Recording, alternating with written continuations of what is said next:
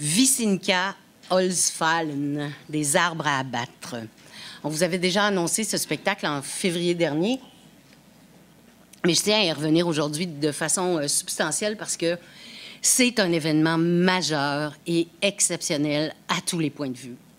Par son volume d'abord, une très grosse production qui implique une équipe de plus de 30 personnes, et ça c'est seulement pour le théâtre Polski lui-même. Une scénographie très imposante, magnifique. Pour nous, donc, c'est une superbe occasion de retourner dans la grande salle Louis Fréchette du Grand Théâtre. La durée du spectacle est exceptionnelle aussi, presque 5 heures en tout. Il sera présenté un soir seulement. Alors, moi, à votre place, je prendrais le risque d'y aller plutôt que le risque de regretter de ne pas y être allé. L'envergure du spectacle ne tient pas seulement à ses dimensions concrètes, physiques et financières, il faut le dire, mais aussi et surtout, je dirais, à sa nature et à ses qualités artistiques exceptionnelles aussi, et je pèse mes mots. Christian Lupa, un très, très grand maître du théâtre, au soir de sa vie, il a 75 ans, mais au sommet de son art, vraiment, nous livre ici, ni plus ni moins, son chef-d'œuvre. Et c'est sa toute première venue de ce côté-ci de l'Atlantique. Ça se pourrait que ça soit aussi sa dernière. Alors, il s'agit d'une transposition scénique d'un récit de l'auteur autrichien Thomas Bernhard, qui raconte une soirée dans le milieu artistique de Vienne. C'est une fresque absolument magistrale, incarnée par des acteurs absolument stupéfiants. On en regarde un petit montage. Thomas. Powiedziała, że jest szczęśliwa, że się z tego wyrwała.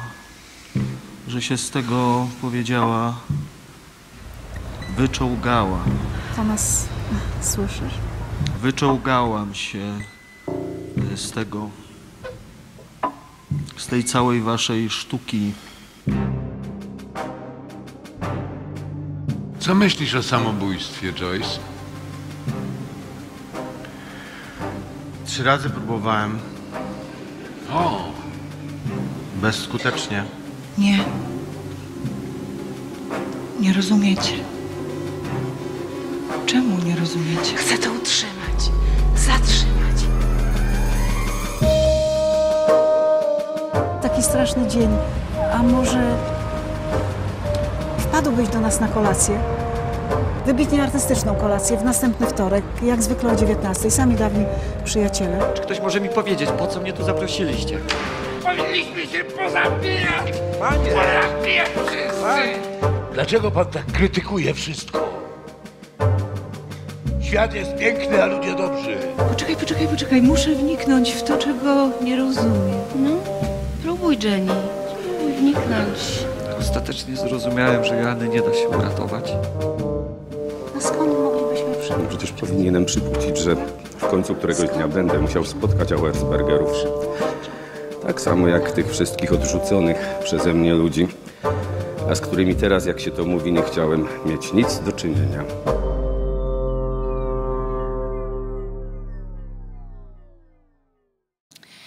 Ça peut avoir l'air un petit peu déprimant comme ça, là, mais fiez-vous pas à cette impression-là. C'est fascinant du début à la fin. Et c'est aussi extrêmement drôle parce que c'est une critique vitriolique de la société viennoise artistique et de la société en général. Donc, on voit vraiment pas le temps passer. C'est surtitré, évidemment, puisque c'est en polonais, mais à un moment, on oublie les surtitres. On est complètement happé par le spectacle. Croyez-moi, vraiment, je l'ai vécu. J'ai été flabbergastée. Et je suis pas la seule. Vous avez juste acheté un œil sur le dossier de presse. C'est unanime et c'est dithyrambique.